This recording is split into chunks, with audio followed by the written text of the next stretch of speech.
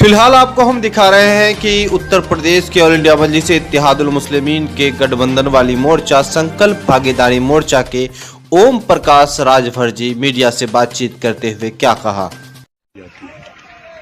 आज माननीय असदुद्दीन ओवैसी जी भागीदारी संकल्प मोर्चा में और भागीदारी संकल्प मोर्चा में ओम प्रकाश राजभर हैं, बाबू सिंह कुशवाहा हैं, किशोर पटेल हैं, राम सागर बिंद हैं, प्रेमचंद प्रजापति हैं, बाबूराम पाल हैं, रामकरण कश्यप हैं, अनिल चौहान।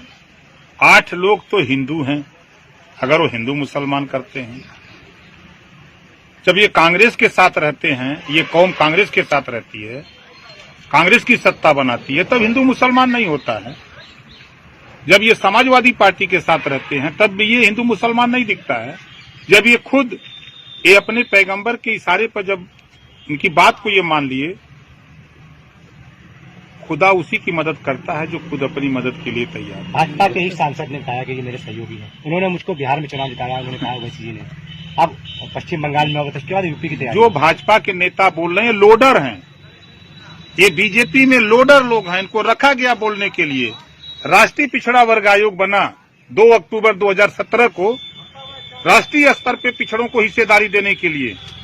उस नेता को, सांसद को दिखाई नहीं था, मोतियाबिंद हुआ है, उस नेता को दिखाई नहीं दे रहा है।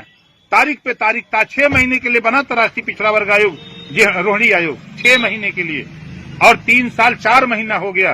तारीख पे तारीख, जैसे कचहरी में तारीख पे तारीख लग रही है, उसी तरह बीजेपी तारीख पे तारीख लगा रही है। वो नहीं दिखाई देता उस सांसद को। उत्तर प्रदेश में 1700 थाने हैं, 1700 थाने में 18% अकेले मुसलमान, 18% अकेले निषाद बिंद, केवट मल्ला कश्यप, 300 भी दरोगा होना चाहिए। ये नहीं दिखाई देता है। मोतियाबिंद हुआ सांसद को। 75 जिले हिस्सेदारी की बात नहीं करते, 18 कमिश्नरी हिस्सेदारी की बात नहीं करते। शिक्षा पे डिबेट नहीं करेंगे, स्वास्थ्य पे डिबेट नहीं करेंगे, रोजगार कैसे मुहैया इस पे डिबेट नहीं, खाली फिजूल की बात करना। वो अपने हक के लिए कर रहे हैं। आजादी के पहले, ये बता दें, वही सांसद से पूछिएगा, आजादी के पहले ये मुसलमान, आजादी के बाद नौकरियों में 38% था। कांग्रेस ने इतना विकास किया, सपा बसपा ने इतना विकास किया कि आज 1% नहीं है। अगर वो अपने हक के लिए लड़ रहा है तो बुरा लग रहा है ना। अभी तो देख रहे हैं ना, आप देखिएगा ना, 6 महीने के बाद यही बीजेपी वहां पहुंचा दूंगा जहां से चल के आए हैं।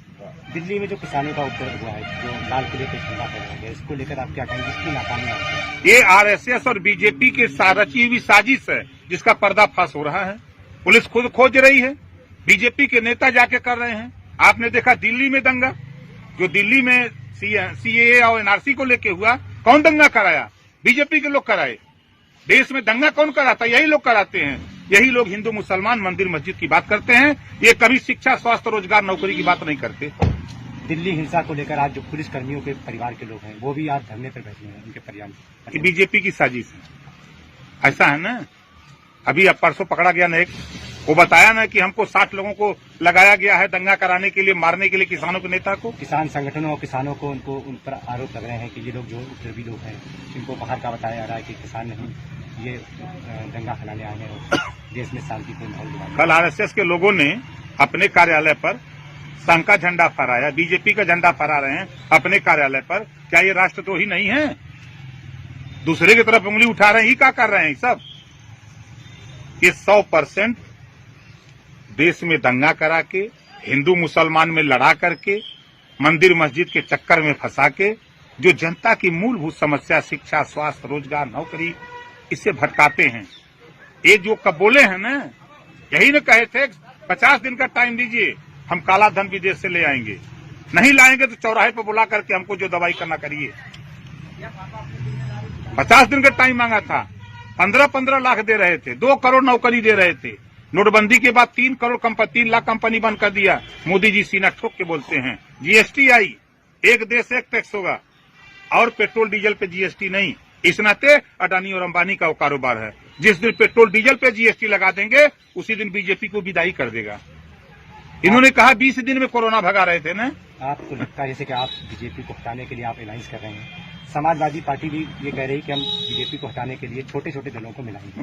क्या समाजवादी पार्टी के साथ आप जाएंगे? बीजेपी के पास काय वोट है? बीजेपी के पास 43% अकेले 43% अकेले उत्तर प्रदेश में अति पिछड़ा है, जो हिस्सा नहीं मिला है।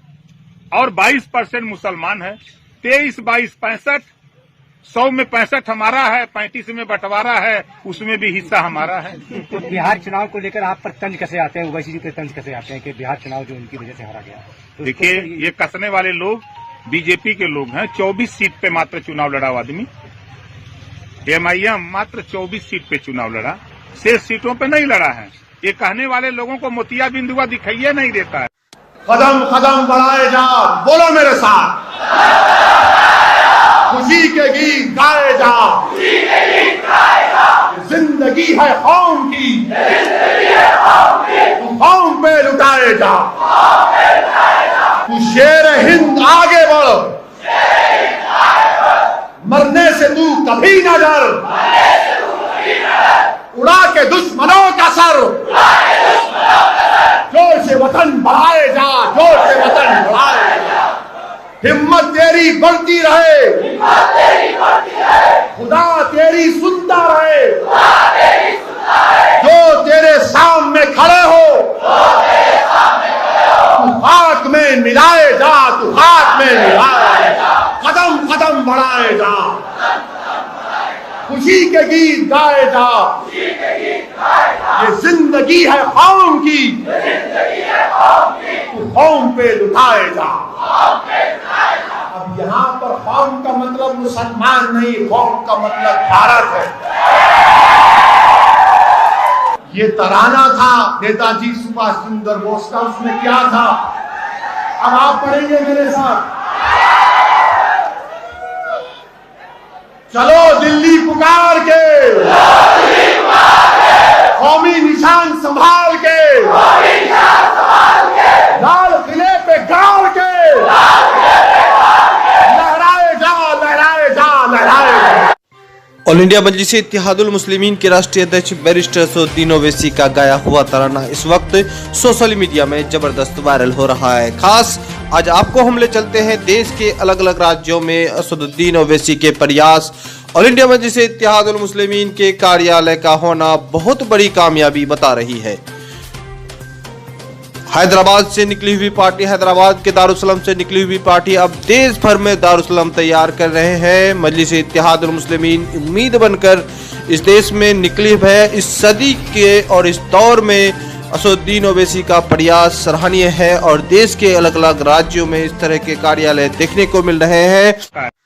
बस आज इतना ही। तब तक हमारे चैनल में नए हैं तो सबसे पहले दबाएं से न्यूज को सब्सक्राइब कर ले। अच्छा लगे तो दोस्तों